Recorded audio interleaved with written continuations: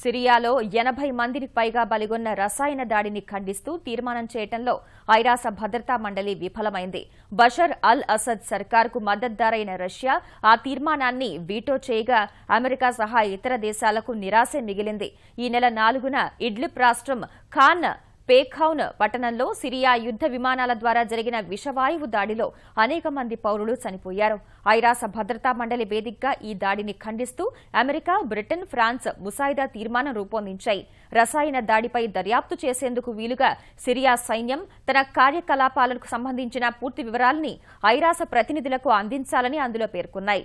ఐరాస భద్రతా మండలిలోని 15 సభ్య దేశాల్లో 10 దేశాలు తీర్మానానికి అనుకూలంగా ఓటేశాయి. అయితే బొలీవియా సహా వీటో అధికారమున్న రష్యా వ్యతిరేకంగా ఓటేయగా చైనా, ఇథియోపియా, కజకిస్తాన్ గైర్హాజరయ్యాయి. ఫలితంగా సిరియాలో రసాయన దాడిని ఖండిస్తూ రూపొందించిన తీర్మానం వీగిపోయింది.